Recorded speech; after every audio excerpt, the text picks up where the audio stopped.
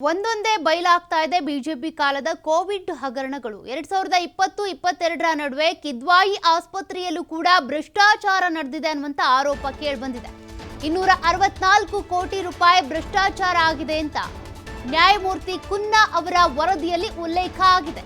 ಮಧ್ಯಂತರ ವರದಿಯನ್ನ ಏನು ಸರ್ಕಾರಕ್ಕೆ ಸಲ್ಲಿಕೆ ಮಾಡಿದ್ದಾರೆ, ಆ ವರದಿಯಲ್ಲಿ ಇರುವಂತ ಅಂಶಗಳು ಒಂದೊಂದಾಗಿ ಹೊರಗೆ ಬರ್ತಾ ಇದ್ದಾವೆ. ಆ ಅಂಶಗಳ ಮೂಲಕ ಬಿಜೆಪಿ ಅವಧಿಯಲ್ಲಿ ಏನೆಲ್ಲ ಕೋವಿಡ್ ಹಗರಣ ಆಗಿತ್ತು ಅದು ಈಗ ಬೆಳಕಿಗೆ ಬರ್ತಾ ಇದೆ.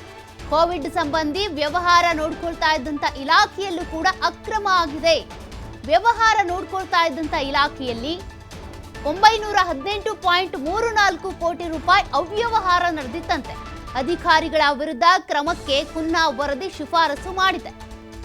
ಬಿಜೆಪಿ ಅಧಿಕಾರದಲ್ಲಿದ್ದಂತ ಸಂದರ್ಭದಲ್ಲಿ ಏನೇನು ಭ್ರಷ್ಟಾಚಾರಗಳಾಗಿದ್ವು, ಅದರಲ್ಲೂ ಕೂಡ ಪ್ರಮುಖವಾಗಿ ಕೋವಿಡ್ ಹಗರಣಕ್ಕೆ ಸಂಬಂಧಪಟ್ಟಂತೆ ಎಲ್ಲೆಲ್ಲಿ ಭ್ರಷ್ಟಾಚಾರ ಆಗಿದೆ ಅಂತ ಈಗಾಗಲೇ ಮಧ್ಯಂತರ ವರದಿ ಸಲ್ಲಿಕೆ ಆಗಿದೆ.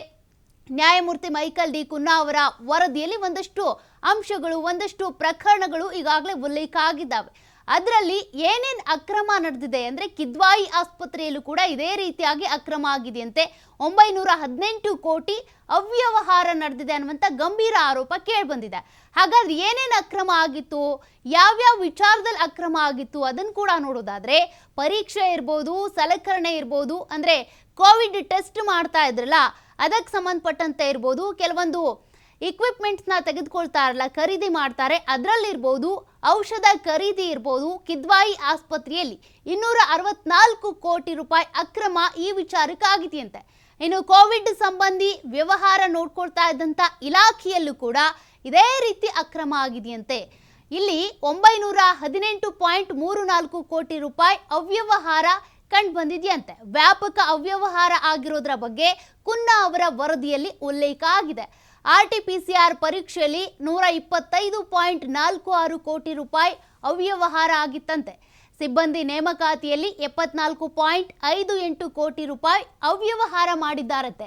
ಅಂದರೆ 2020-22ರ ಸಮಯದಲ್ಲಿ ಕೋವಿಡ್ ಏನು ಬಂದಿತ್ತು ಆ ಸಂದರ್ಭದಲ್ಲಿ ಆಗಿರುವಂಥ ಅವ್ಯವಹಾರಗಳು, ಅಂದರೆ ಕಿದ್ವಾಯಿ ಆಸ್ಪತ್ರೆಯಲ್ಲಿ ಆಗಿರುವಂಥ ಅವ್ಯವಹಾರಗಳ ಪಟ್ಟಿಯನ್ನು ನೋಡ್ತಿದ್ದೀರಾ ನೀವು.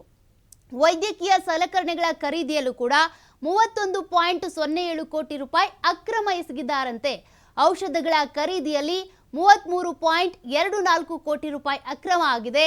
ಇನ್ನು 1.5 ಲಕ್ಷಕ್ಕೆ ಲಭ್ಯವಿದ್ದ ಯಂತ್ರಕ್ಕೆ 2.85 ಲಕ್ಷ ರೂಪಾಯಿಯನ್ನ ಕೊಟ್ಟಿದ್ರಂತೆ. ಅಂದರೆ ಅಲ್ಲಿ 1 ಲಕ್ಷ ಎಕ್ಸ್ಟ್ರಾ, ಅಂದರೆ ಅಲ್ಲಿ ಬಿಲ್ ಹಾಕಿಸುವಂಥ ಸಂದರ್ಭದಲ್ಲಿ ಆಗಿರುವಂಥ ಅಕ್ರಮ ಇದು.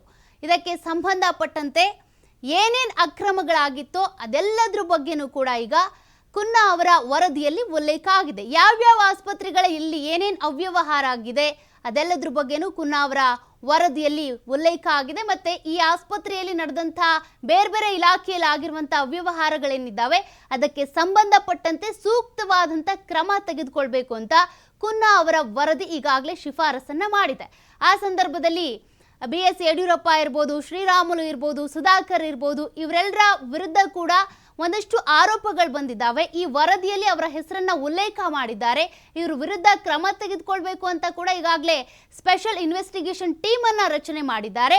ಅದರ ಬೆನ್ನಲ್ಲೇ ಈಗ ಯಾವ್ಯಾವ ಆಸ್ಪತ್ರೆಯಲ್ಲಿ ಎಷ್ಟೆಷ್ಟು ಅವ್ಯವಹಾರ ನಡೆದಿತ್ತು, ಯಾವ್ಯಾವ ಇಲಾಖೆಯಲ್ಲಿ ಭ್ರಷ್ಟಾಚಾರ ನಡೆದಿತ್ತು ಅದ್ರ ಬಗ್ಗೆ ಕೂಡ ಕುನ್ನಾ ಅವರ ವರದಿಯಲ್ಲಿ ಉಲ್ಲೇಖ ಆಗಿರುವಂತ ಅಂಶಗಳು ಈಗ ಹೊರಗೆ ಬರ್ತಿದ್ದಾವೆ.